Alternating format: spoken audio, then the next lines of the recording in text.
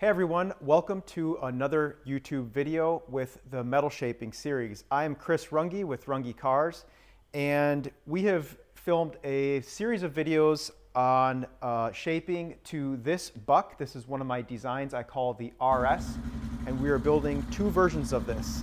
One is a coupe, so we have a separate buck for the coupe sitting up over here, and then the other is a roadster.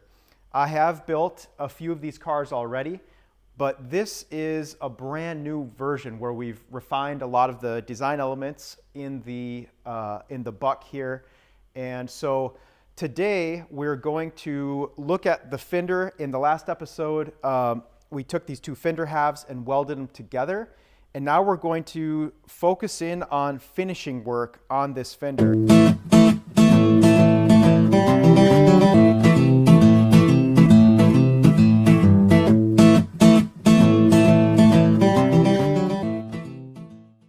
When we get in close and look at the fender, we're going to see what happens when the two halves are welded together. Of course, we want to achieve a perfect, smooth fit, but that doesn't always happen. And so this creates a great opportunity to teach techniques where we can come in and correct some of the heat distortion and things that are typical with welding thinner aluminum like this. So again, using the AccuArc, you'll see I use this little instrument a lot. I can check the flow of the panel and see that my weld is proud of the parent metal here. Parent metal is the original material on each side that I started with, and the weld would be the filler that I've introduced. And this is okay. This is pretty normal, but what you do from this point is critical. If I were to come in and just start filing this with it being proud, I'm going to thin down my weld to the point where it's probably going to crack when I go to do any wheeling or planishing afterwards.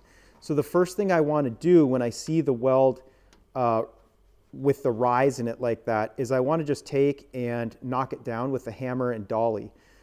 Most of the panel has this same thing going on. Now, why did that happen?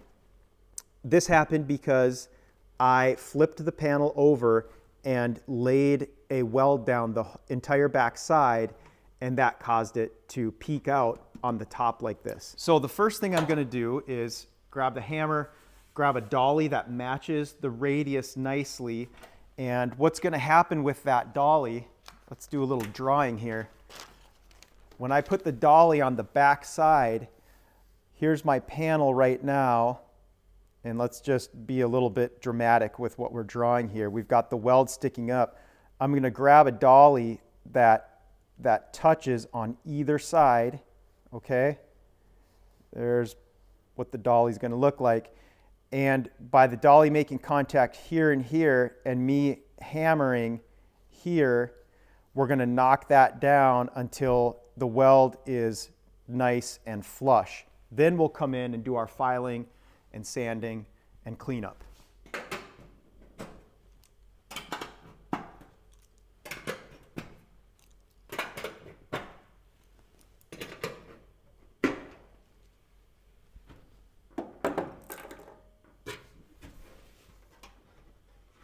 So the first thing I'm going to do is just look at the different dollies and how they lie on the backside of the fender.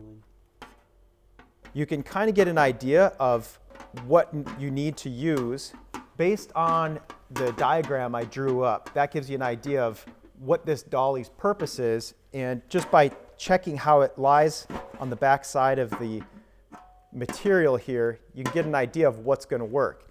So what we want to avoid is using a dolly, again, that's going to shoulder up like we discussed on the English wheel, where out on the outer edges you're going to get more marks. You want it to roll off the radius so you're not creating more problems for yourself. All right, I'm going to start with this high point right here. This will be a great demonstration of how we're going to knock this down. Some people call this a hammer-on technique, where you're hammering right on the high spot. So let's go ahead and do that. As I'm hammering on the panel, you can audibly hear the difference in the tone that each ding makes. And right now there's kind of a hollow sound as the high spot is getting worked down, and then when it makes contact with the dolly underneath, you'll hear more of a pinging metal on metal sound. And that's what we're aiming for as we perform this process.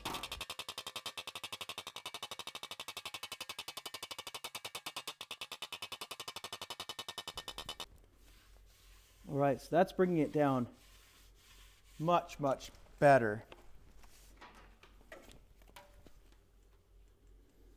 So now the only area that's really sticking up is the weld, and that's where we want to get it. Okay, we've got the weld knocked down all the way through, and I've knocked it down just enough, as I had mentioned earlier, to reduce that high peak so we don't file or sand it too thin, which would result in cracking. Now, this is an area where you'll see different techniques used. Some people would run this through the English wheel right now as a weld, and then basically smash the weld down with the English wheel. So what I found with that idea is that if I were to go and wheel this through, I have start and stop points because I did this in small increments to keep the heat distortion down. When doing it that way, my start and stop points have a little bit thicker material. And as we've discussed earlier on, is that the metal either stretches or it shrinks, and it has to go somewhere. By removing the excess material, I'm more likely to not have lumps in the panel. That's why I knock it down with a file first and then wheel. So I have a couple of files out. They're both Vixen files. This one I've mounted to a block of wood so I can handle it more easily. And this one has two surfaces, a coarse side and then a more fine side for finishing. So I'll start with the coarse side, and I want to keep all my work on this panel as tight to that weld as possible. Because I finish my cars in raw aluminum, I don't want to get scratches and scuffs out where I don't need to. So I really try to focus my work in specific areas. Now you'll notice there is a proper way to use a file. I was taught this when I was about 16 years old when I was tuning a snowboard. My team manager at Burton Snowboards saw me filing back and forth and said, hey, you're doing it wrong. You push a file. It only works one way. That has stuck with me.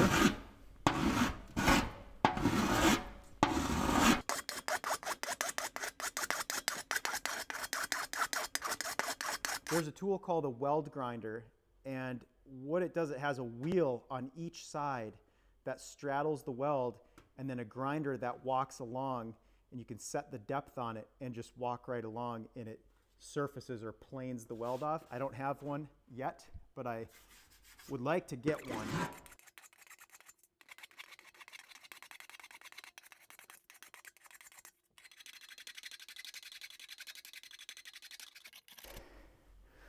Whew. A little bit of a workout. This brings up a funny point. You can see the collection of shavings on the ground below me, and I'm going to insert a picture of my first build. There was almost as much aluminum on the ground as there was on the car, because I was just learning as I went, learning how to weld. I had no idea how to do any of it, and I was actually using a MIG welder to weld those panels on that car. So we've got the top side filed, but we need to still check the back side to see if there's any thicker aluminum standing off there. So now I'm just going to go over and touch this up with the sander, and then it'll be ready to wheel.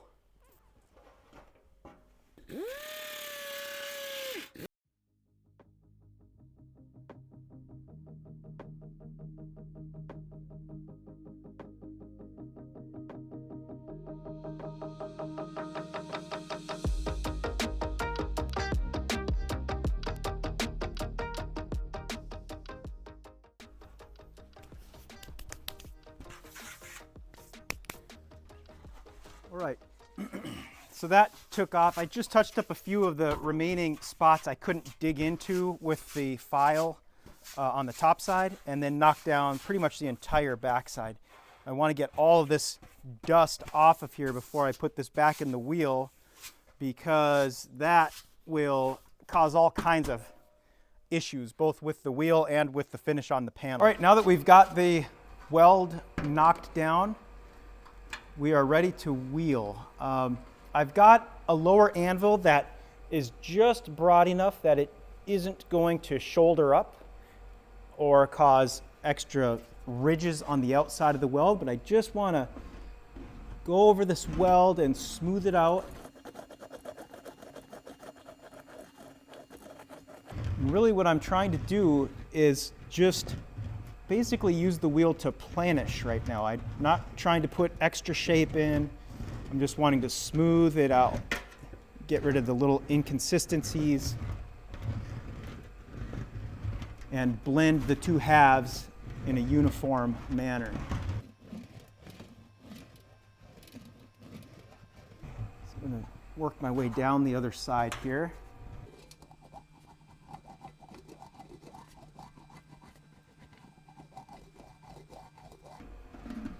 I'm going to go out beyond the weld a little bit with my wheel down here because I want to introduce more uniform shape.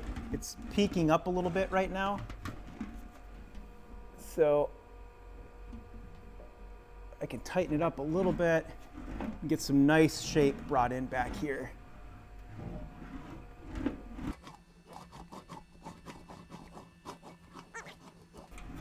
Then I'm going to back off the pressure just a little bit as I come back up into here.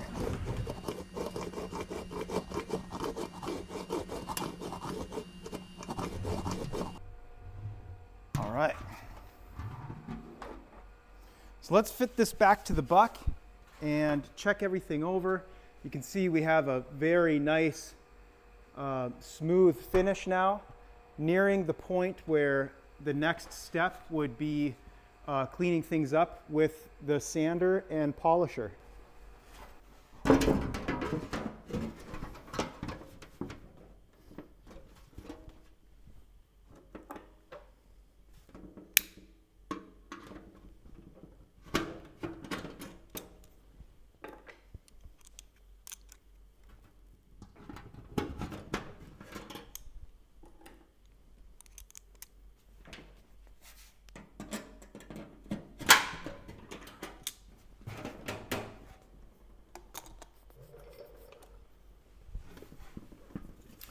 So that is looking really nice. Very, very happy with how it's coming in. The next thing we need to check though is how tight it fits to the buck. And that is done by taking a peek under here. And here is the age-old question, how close do you want it to the buck? I had the chance to visit who I consider probably the best coach builder in the world a couple months ago, and we talked about this. And typically, I like to have 1/4 to 3/8 of an inch maximum gap, and he agreed that that's what he goes for too. And this will probably drive a lot of people nuts because there's this pursuit of perfection, but perfection is not the same as excellence. And different people have different ideas, but really, to me, it comes down to really it's a journey. You know, it's a journey of learning and pursuing excellence in your craft. I have to go back to why I fell in love with this type of work, and it was the soul. And so when you think about soul versus perfection, as you pursue perfection, typically the soul gets lost. There's this scale that, you know, kind of intersects. And you can look at the great manufacturers like Ferrari, Porsche, and when the cars really had soul. And then, I hate to say it, but today, there's no soul. It's this pursuit of perfection, and perfection is judged by opinion. So, in doing this, my thing is not pursuing other people's opinions. It's finding the soul and the pursuit of excellence in learning a craft. And as you pursue that excellence, panel fit gets tighter, welds get better, and that's really where it's at for me. So that's my little pep talk for this video. But the fitment to the buck right now is looking really, really good. All right, that wraps up this episode of the metal shaping series. On the next episodes, we're going to be shaping out the tail section and the nose section of the car. In between now and then, I'm going to jump over to the other side and catch up on what we've already done on this side. So this project is going to be moving along pretty quickly. Thank you guys again for watching. Hit the subscribe button, comment, and share the video if you like it. See you next time.